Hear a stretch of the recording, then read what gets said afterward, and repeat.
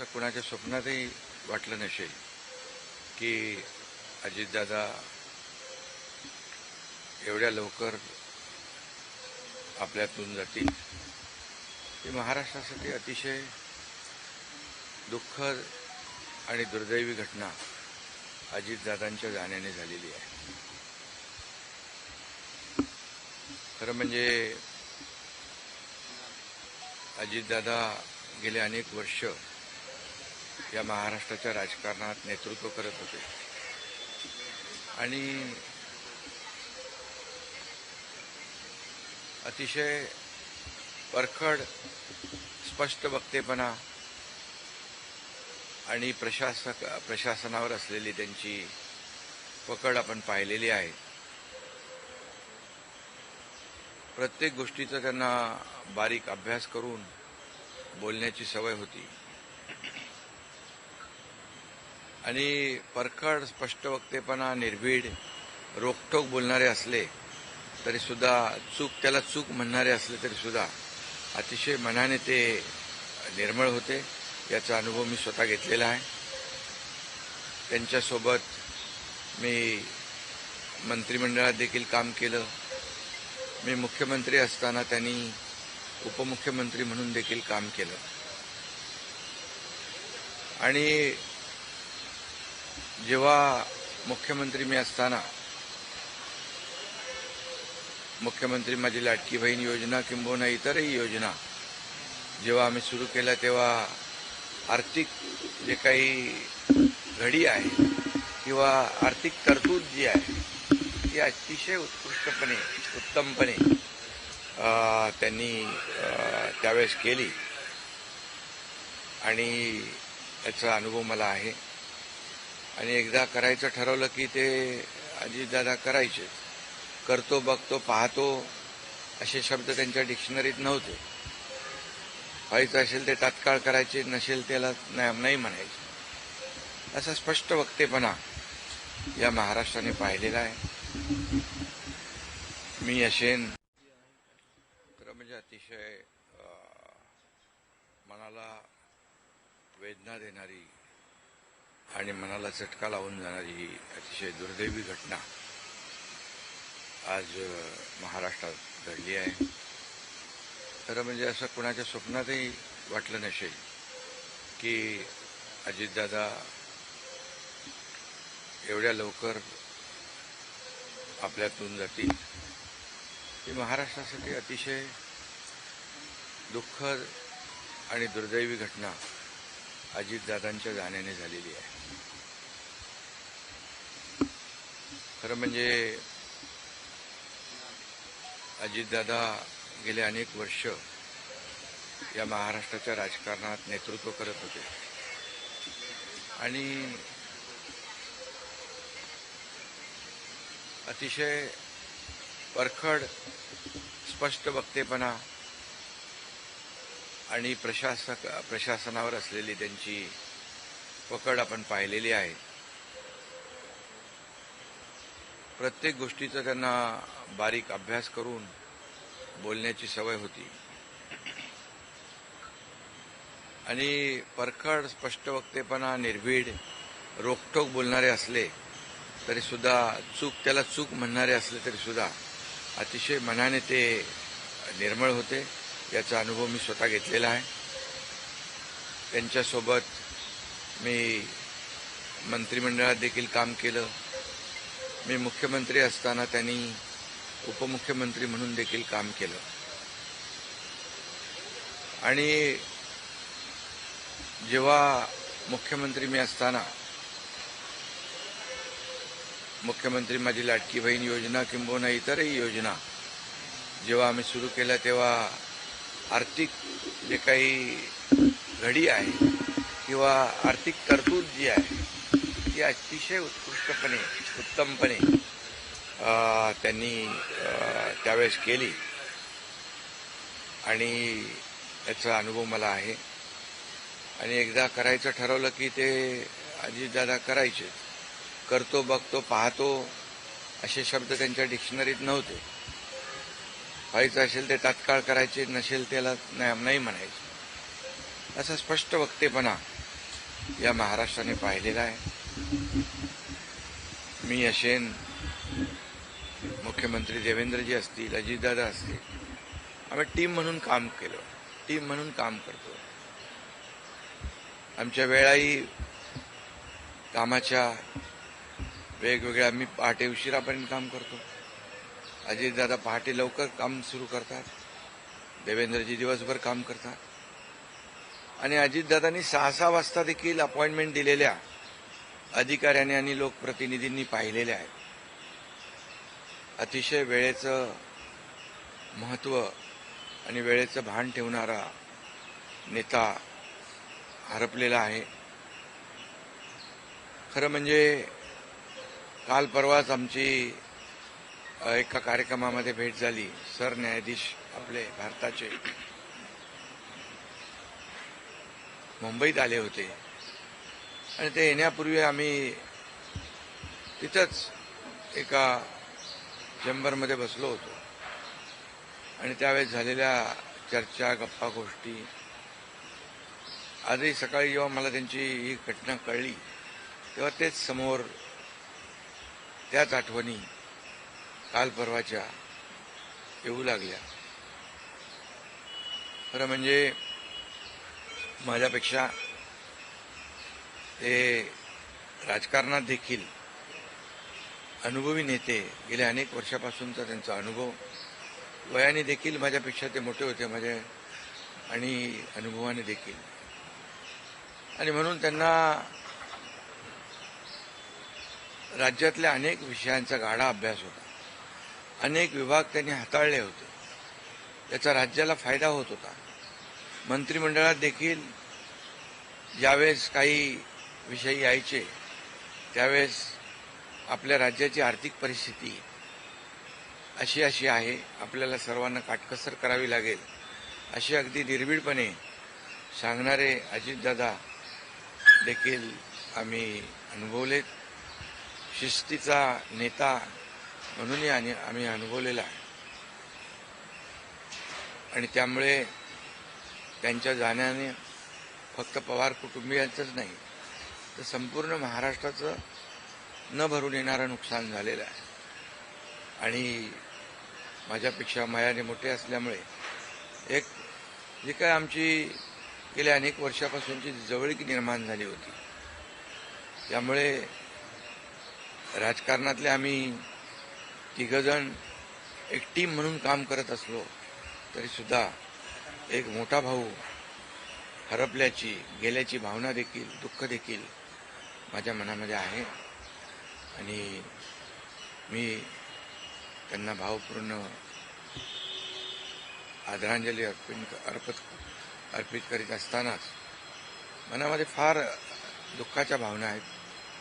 त्यांचं कुटुंब हे दुःख पचवण्याची क्षमता, डोंगरा एवढं दुःख आहे, ही क्षमता ईश्वराने त्यांना प्रदान करावी.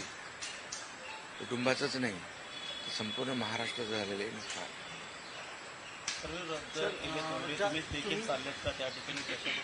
हा, मी आणि मुख्यमंत्री देखील आम्ही जातो आहे. आमचे सहकारी आमच्यातून गेलेत, त्याचं दुःख आहे. ज्या सभा होत्या त्याही आज आम्ही रद्द केलेल्या आहे. सर, एक विचार असं वाटतं की तुम्ही आता उल्लेख केला की 2 दिवसांपूर्वी त्यांच्या जवळपास 1-1.5 तास तुम्ही बसलेले होतात दोघंच, खूप गप्पा झाल्या त्या चेंबरमध्ये. असं काही एक त्यांच्या किंवा मंत्रिमंडळात देखील असताना अशी काही त्यांची इच्छा, एखादी योजना किंवा एखादं त्यांना करायचं होतं ते तुमच्याशी त्यांनी शेअर केली, आपण हे करूया मिळून महाराष्ट्रासाठी, असं काही? नाही, आम्ही आतापर्यंत एकत्र जेव्हा तेही उपमुख्यमंत्री होते तेव्हा मी मंत्रिमंडळात होतो. मी मुख्यमंत्री असतानाही उपमुख्यमंत्री होते. आता देवेंद्रजी मुख्यमंत्री आहेत. आम्ही जे काही निर्णय आम्ही घ्यायचो ते निर्णय मिळूनच घ्यायचो. आणि मग एकदा एखादी सूचना आली की मग त्याला तिघांनी बळ देऊन ते पूर्ण करायचं. अजितदादा देखील एकदा कधी असंही म्हणायचे की आपली आर्थिक, आता आपली जी काही अर्थव्यवस्था महाराष्ट्राची आहे, काही नवीन योजना केल्यामुळे आपल्याला काटकसर करावी लागेल, पण जेव्हा काही निर्णय आपल्याला घ्यावेच लागतील त्यावेळेस मात्र ते मागे हटत नव्हते. आणि याचा अनुभव देखील आम्ही घेतलेला आहे. साहेब, न भरून निघणारी पोकळी सातारा असेल, पश्चिम महाराष्ट्र या ठिकाणी देखील कशा प्रकारची तुम्ही पोकळी भरून काढणार आहे? नाही, यामध्ये साताराच नाही आहे, तर त्यांचं जे असलेलं जे काही अनुभव आहे हा महाराष्ट्रासाठी होता. त्यांनी प्रतिनिधित्व केल्यामुळे मला वाटतं फार मोठं नुकसान झालेलं आहे, न भरून येणार. शेवटचा प्रश्न, जे काय जसा हा जो विमान अपघात झाला ज्या प्रकारे, काय वाटतं याची चौकशी व्हायला हवी आणि येणाऱ्या काळामध्ये असे अपघात होऊ नयेत, त्यामुळे बिलकुल याची शेवटी आमच्या सहकार्याचा जीव याच्यामध्ये गेला आहे. 6 लोक मृत्युमुखी पडलेले आहेत. त्यामुळे या विमान अपघाताची चौकशी नक्कीच व्हायला पाहिजे, नक्कीच होईल. कारण यापुढे देखील अशा प्रकारचा अपघात होता कामा नये, यासाठी हे गरजेचं आहे आणि त्यासाठी त्याची चौकशी देखील होईल. थोडक्यात हिंदीमध्ये सर क्या कहोगे, अजित पवार जी का निधन हो गया. बहुत ही आज महाराष्ट्र के लिए एक काला दिन कहूँ, एक दुर्भाग्यपूर्ण घटना कहूँ, एक दुखद घटना कहूँ, ऐसी घटना जो हर एक के एक दिल को दुखाने वाली घटना आज महाराष्ट्र में घटी है. हमारे सहयोगी अजीत दादा पवार जी का प्लेन एक्सीडेंट में दुर्दैवी मृत्यु हुई है. ये हमारे लिए बहुत ही बेहद दुखद है और महाराष्ट्र के लिए भी दुखद है. उनके परिवार के लिए तो बहुत ही दुखद है. और अजीत दादा एक स्पष्ट वक्ता के रूप में जाने जाते थे, एक रोक टोक बोलने वाले. देखता हूँ, करता हूँ, ऐसे शब्द उनके डिक्शनरी में नहीं थे. जो होना है वो तुरंत करते थे, जो नहीं होना है उसे साफ ना कहते थे. लेकिन वो कड़े शब्दों में कहते भी, लेकिन मन के बहुत अच्छे थे और इसका अनुभव मैंने लिया है. उनके उप मुख्यमंत्री कार्यकाल में मैंने मंत्री के रूप में काम किया. मैं मुख्यमंत्री था तभी उन्होंने उप मुख्यमंत्री के रूप में काम किया. आज देवेंद्र जी मुख्यमंत्री है, उनमें भी हम दोनों ने उप मुख्यमंत्री के रूप में काम किया है. हम टीम बनकर काम कर रहे थे, महाराष्ट्र को आगे बढ़ा रहे थे. इसमें एक हमारा टीम वर्क था और मेरा काम करने का तरीका जैसे देर रात तक काम करता था. अजीत दादा जल्दी सुबह उठकर उनकी शुरुआत होती थी. देवेंद्र जी भी दिन भर काम करते और सुबह उन्होंने 6 बजे अपॉइंटमेंट दी हुई, ये भी इस राज्य के अधिकारियों को पता है. एक समय को बहुत ही महत्व देने वाले, एक कद्दावर, बहुत ही कर्मठ नेता जो है, समय सूचकता रखने वाले नेता जो है, ये नेता हमारे में से अभी नहीं रहे और ये हमारा और महाराष्ट्र का, उनके परिवार का बहुत काफ़ी बड़ा नुकसान हुआ है. उनको कई अलग अलग विभाग जो है उन्होंने काम किया, उस पर उनको अनुभव था. हर एक विभाग की जानकारी लेके वो अपना स्टेटमेंट करते थे, अपना निर्णय लेते थे. मैं मुख्यमंत्री था तब लाडली बहन योजना या कई योजनाएं हमने तीनों ने मिलकर टीम बनकर शुरू कर दी. उसमें भी अजीत दादा ने बहुत ही योगदान दिया हुआ है. और जैसे अर्थव्यवस्था जो है हमारी महाराष्ट्र की, वो उसके बारे में भी कभी कभी बहुत ही रोक टोक मंत्रिमंडल में उन्होंने बताया भी कि हमारी परिस्थिति ऐसी है, हमें कुछ यहाँ इसमें जोड़ तोड़ करनी पड़ेगी. लेकिन जब जो चीज करनी ही है, जो समाज के लिए आवश्यक है, उसमें कभी भी उन्होंने हाथ पीछे नहीं खींचा. अर्थमंत्री होने के नाते उन्होंने काफ़ी योगदान दिया है. मेरे से वो राजनीति में भी अनुभवी थे और उम्र से भी मेरे बड़े थे. एक टीम हमारी थी, एक टीम का एक हिस्सा अभी नहीं रहा है और एक बड़ा भाई हमारे में से गया है, ऐसी भी हमारी भावना है। इसलिए मैं उनको बहुत दुख भरी श्रद्धांजलि अर्पित करता हूं। उनके परिवार को इस दुख से बाहर आने की शक्ति ईश्वर प्रदान करे, ऐसे ईश्वर से प्रार्थना करता हूं। सर, आठ बार उप मुख्यमंत्री रह चुके हैं। आपके कुछ दिन पहले उनके साथ महाराष्ट्र के साथ साथ आपके भाव हो चुके, आपके आंखों में भी नम जैसे आंसू। नहीं, कैसे वो उनका स्वभाव ऐसे था। वैसे बाहर से सबको लगता था बहुत ही कड़क है और रुष्ट है, लेकिन दिल से बहुत काफी वो नम्र थे और निर्मल थे। ये मैंने कई बार देखा है, अनुभव भी किया है। इसलिए ये एक महाराष्ट्र का एक बहुत बड़ा नुकसान उनके जाने से जो भर नहीं आ पाएगा, ये वो है। आठ बार मुख्यमंत्री पूरे इस तरह के हादसे हाँ, बिल्कुल इसकी जो दुर्घटना हुई है इसकी जांच जरूर होगी, क्योंकि ऐसी दुर्घटना पुनरावृत्ति ना हो, दोबारा ना हो, इसलिए जरूर इसकी जांच होनी चाहिए और होगी। आठ बार उप मुख्यमंत्री। बहुत सारी यादें थी आपके मंत्रिमंडल में भी, उप मुख्यमंत्री थे, आज भी जो है।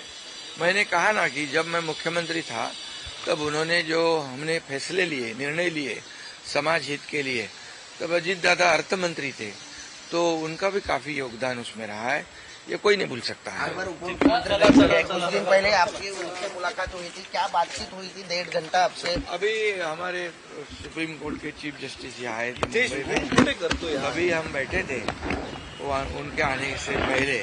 अभी काफी हंसी मजाक हो रही थी, चर्चा हो रही थी, वही बातें आज सामने आ रही है।